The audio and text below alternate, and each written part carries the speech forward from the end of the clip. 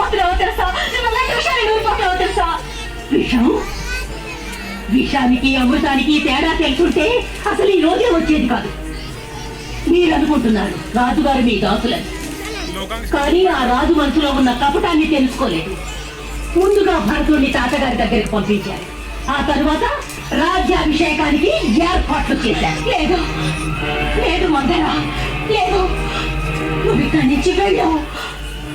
రాముడి స్థానంలో మీ పుత్రుని రాజును చెయ్యండి. మందర, ఇంకా ఎందుకు మాతో ఊహాసౌహాలు కట్టిస్తున్నావు? రేపు సూర్యోదయం కాగానే రాముడు రాజవుతాడు. రేపటికి ఈ రోజు పూర్తి కావడానికి ఇంకా ఒక రాత్రి మిగిలి ఉంది. ఒక్క రాత్రిలో ఏం జరుగుతుంది? ప్రళయం. ప్రళయమా? ప్రళయాన్ని క్షణంలో సృష్టించవచ్చు. మనకు ఇంకా ఒక రాత్రి మిగిలి ఉంది.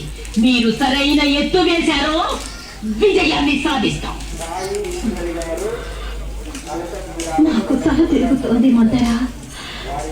మేము సర్వనాశనమయ్యాం. ప్రస్తుతం ఏం చెయ్యాలో ఏమీ తోచడం లేదు. ఈ సమయంలో మా సర్వస్వం నువ్వే మందర. నీకంటే ఎక్కువగా ఈ లోకంలో మమ్మల్ని ఆదరించే వాళ్ళు లేరు మందర.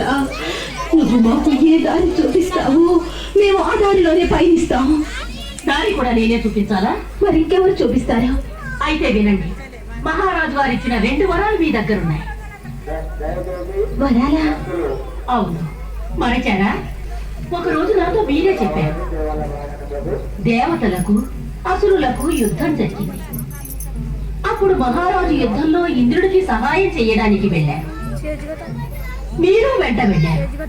అవునా? ఆ యుద్ధంలో మహారాజు కోలుకోలేనంతగా గాయపడ్డారు. వారక్కడే మూర్చపోయారు. అప్పుడు రథాన్ని చాకచక్యంగా తప్పించి నడిపించుకొచ్చారు. అపాయం నుంచి తప్పించారు. రాజుగారి శరీరంలో గుచ్చుకున్న బాణాల్ని మీరే తీసేశారు. వారి ప్రాణాలు రక్షించారు. అప్పుడు రాజుగారు ప్రసన్నులై చెప్పారు, నా ప్రాణేశ్వరి, మేము మీకు 2 వరాలు ప్రసాదిస్తున్నాం. కోరుకోండి, ఏం కోరుకుంటారో అన్నారు. మీరు మాకు అవసరమైనప్పుడు కోరుకుంటామన్నారు. 2 వరాలు కోరుకునే సమయం ఆసన్నమైనది. వాటితో మీ కోరిక పూర్తవుతుంది. నిజంగా? మీరు మొదట కోరుకోవలసినది రాముని స్థానంలో భరతునికి రాజ్యాభిషేకం. నీకు మేము రుణపడి ఉంటాం. మరి రెండవది రామునికి 14 సంవత్సరములు వనవాసం. రాముడికి వనవాసమా? కానీ రాముడు వనవాసానికి దేనికి? మనసు కరిగేదా? మందర, కోపగించుకోకు. మేము ఒట్టి మందమతులం. బోధపడేలా వివరించు. ఖచ్చితంగా ఇందులో ఏదో గూఢార్థం ఉంది. ఇది మమతా వ్యామోహాలకు సమయం కాదు. కుతంత్రానికి ఇదే సమయం. రాముడు అయోధ్య ప్రజానికంపై కూడా తన మాయను ప్రయోగించాడు. వాళ్ళు రాముడితో కలిసి విద్రోహానికి పూనుకుంటారు. ప్రజలను మనం వశం చేసుకోవడానికి కొన్ని సంవత్సరాలు పట్టొచ్చు కదా? చెప్పండి, పట్టొచ్చు కదా? 14 సంవత్సరములు భరతుడు రాముడి స్థానంలో తన పేరును పటిష్టం చేసుకుంటాడు. అంతే.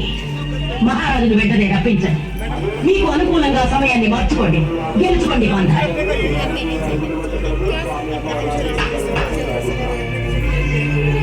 జై జై మహారాణి. వెళ్ళు, మహారాజు గారు ఎక్కడున్నా వారికి మా సందేశాన్ని అందించు. అంతఃపురానికి రమ్మన్నారని. వెళ్ళు. తమ ఆజ్ఞ.